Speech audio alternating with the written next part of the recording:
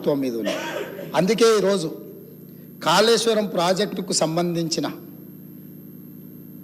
వాళ్ళు ఇప్పటి వరకు టెక్నికల్ శాంక్షన్ ఎంత ఇచ్చిండ్రు, పనులు ఎంత పూర్తి చేసిండ్రు, పేమెంట్లు ఎంత చెల్లించిండ్రు అని చెప్పాల్సిన బాధ్యత మా మీద ఉన్నది అధ్యక్ష. ఈరోజు కాళేశ్వరం ప్రాజెక్టుకు సంబంధించి అగ్రిమెంట్ వాల్యూ 1,27,872 కోట్లు. ఇన్ని టెండర్లు పిలిచి ఇప్పటి వరకు ఒప్పందాలు చేసుకున్నారు అధ్యక్ష. ఇందులో వీళ్ళు 96,876 కోట్ల రూపాయలు పనులు పూర్తయినాయని అధికారికంగా లెక్కలు చెప్తున్నాయి అధ్యక్ష. ఇందులో 32,076 కోట్లు బడ్జెట్ నుంచి పేమెంట్లు చేసిండ్రు. 61,616 కోట్ల రూపాయలు కార్పొరేషన్ ద్వారా లోన్ తీసుకొచ్చి ఖర్చు పెట్టిండ్రు అధ్యక్ష. అదేవిధంగా అంటే రెండు కలిపితే 90,425 కోట్లు ఇప్పటికీ పేమెంట్లు జరిగినాయి. ఇంకా 3,184 కోట్లు కాంట్రాక్టర్లకు రాష్ట్ర ప్రభుత్వం బకాయి పడ్డది. ఇప్పుడు మీ ద్వారా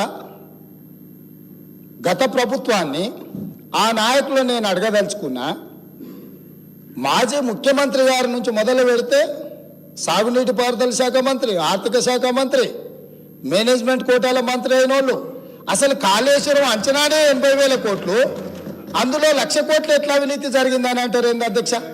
1,00,000 కోట్ల అవినీతి, 1,00,000 కోట్ల నిధులు దుర్వినియోగమైనాయని ఎందుకు చెప్పినామంటే ఈ లెక్కలు వేసుకొని 1,00,000 కోట్లు ఖర్చు పెట్టినా 1,00,000 ఎకరాలకు కూడా కాళేశ్వరంలో నీళ్లు అందలేని వాస్తవాలు మాకు తెలుసు. కార్డ్ నివేదిక ఇచ్చింది కాబట్టి ఆ ప్రాతిపదికన ప్రజలకు మేము వివరించే ప్రయత్నం చేస్తే ఈ అబద్ధాలతో ఈ వాస్తవాలను కప్పిపుచ్చే ప్రయత్నం చేసిండ్రు. ఇప్పుడు నేను సూటిగా గతంలో సాగునీటి పారుదల శాఖ, మొన్న ఆర్థిక శాఖ మంత్రిగా పనిచేసిన వారిని ఇంతసేపు ఉపన్యాసం చెప్పిండ్రు కదా, సత్యహరిచంద్రుడే మరో జన్మ ఎత్తి ఇక్కడికి సభలోకి వచ్చి మాట్లాడుతున్నంత గొప్పగా వారు ప్రవచనాలు చెప్పిండ్రు. ఈ లెక్కలు వారి దగ్గర లేవా అధ్యక్ష? ఈ లెక్కలు ఒప్పుకొని అవును మా మాజీ ముఖ్యమంత్రి గారు ప్రజల్ని తప్పుదోవ పట్టించిండ్రు, వాస్తవాలు గిట్లున్నాయి కాబట్టి సభ్యులు తెలంగాణ ప్రజలు మమ్మల్ని క్షమిస్తే బాగుంటుందని హుందాగా వారు ముందుకు వచ్చి మాట్లాడి ఉంటే వారి గౌరవం ఎంత పెరిగి ఉండేది అధ్యక్ష. అదేవిధంగా రెండవది అధ్యక్ష, గతంలో మేము సృష్టించిన సంపదను వీళ్ళు తనఖా పెట్టి అప్పులు తీసుకొచ్చిండ్రు. ఉదాహరణ 1-2 విషయాలు చెప్తే ఎక్కువ లోతుకు ఎక్కువ వివరాలు నేను చెప్పదలుచుకోలేదు. ఆర్టీసీకి సంబంధించి మేము నిర్మించిన Jubilee bus stand, Medchal bus stand, రాణిగంజ్తో సహా ఇతర బస్ డిపోలు వీటన్నిటిని కుదువ పెట్టి ఆనాటి ఉమ్మడి రాష్ట్రంలో కాంగ్రెస్ పార్టీ అధికారంలో ఉన్నప్పుడు మేము కూడబెట్టి సంపాదించి వీళ్ళకి ఆస్తులను అప్పచెప్తే 2,886.95 కోట్ల రూపాయలు ఆర్టీసీని గతంలో ఆస్తుల్ని తనఖా పెట్టి అప్పులు తీసుకొచ్చిండ్రు అధ్యక్ష. అదేవిధంగా అధ్యక్ష ఈరోజు వాళ్ళు అదేవిధంగా విద్యుత్ సంస్థలు 2014 కంటే ముందు మేము తెలంగాణ రాష్ట్ర విభజన సందర్భంగా గత ప్రభుత్వానికి అప్పచెప్పిన ఆస్తులను పెట్టి టీఎస్ జెన్కో 2,100 కోట్ల అప్పు తీసుకొచ్చింది.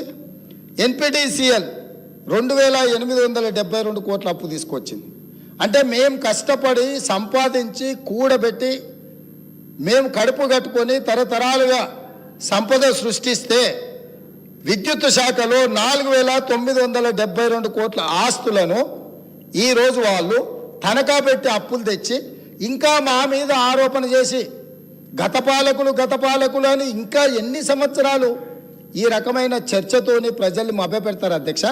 మూడవది దాదాపుగా వీళ్ళ లెక్కల ప్రకారం కానీ ప్రభుత్వ అధికారులు ఇచ్చిన లెక్కల ప్రకారము ఇప్పటి వరకు 9 బడ్జెట్లు లెక్కేస్తే 14 అంచనా బడ్జెట్ ఎస్టిమేట్స్ వచ్చేసి 14,87,834 కోట్లు, ఖర్చు పెట్టింది 12,24,877 కోట్లు.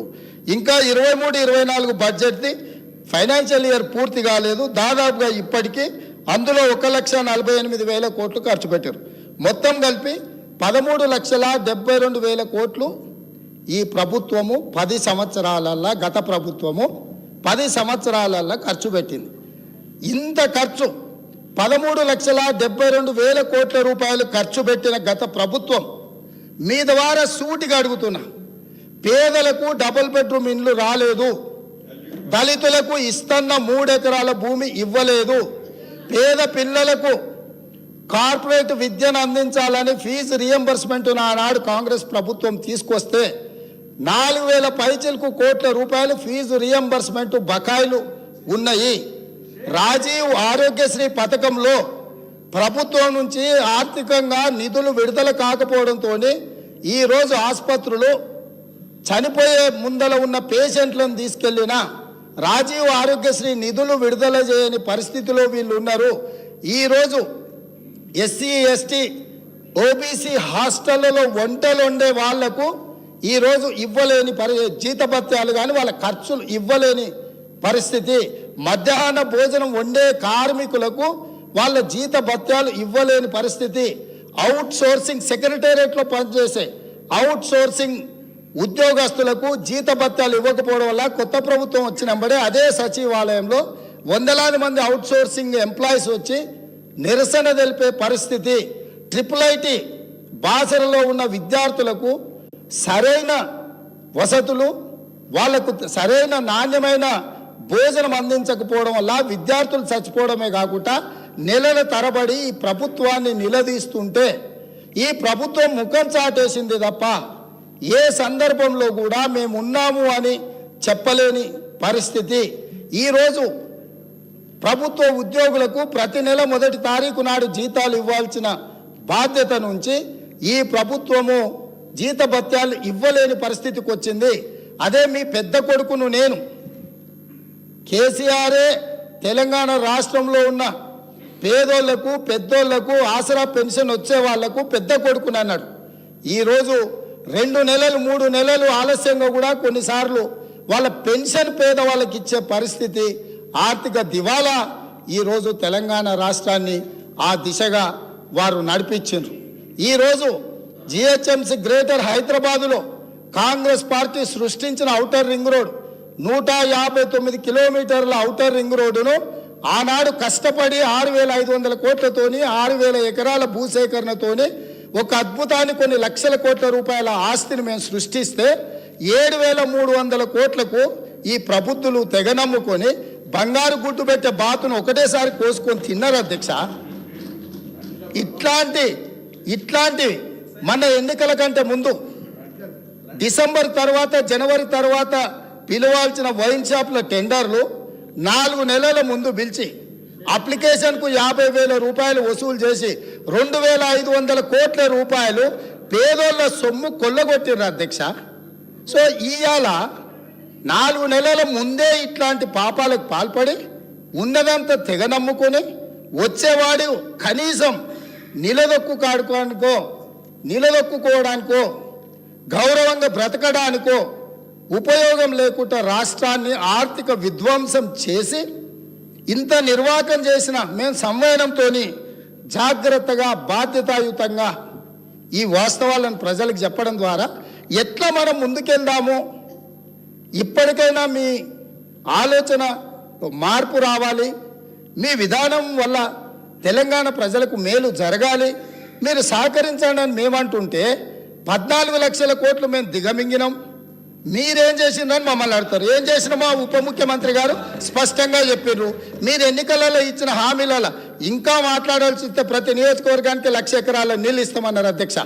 ఏ నియోజకవర్గమైనా వెళ్తాం పదా, ప్రతి నియోజకవర్గంలో 100 పడకల ఆసుపత్రి కడతామన్నారు, ప్రతి మండలంలో 30 పడకల ఆసుపత్రి నిర్మిస్తామన్నారు అధ్యక్ష. ఇట్లా చెప్పుకుంటూ వెళ్తే KG to PG ఉచిత నిర్బంధ విద్య అన్నారు అధ్యక్ష. మైనారిటీలకు 12% రిజర్వేషన్ అన్నారు, గిరిజనులకు 12% రిజర్వేషన్ ఇస్తామన్నారు. ఇక ఇంటికో ఉద్యోగం గురించి నేను చెప్పాల్సిన పని లేదు.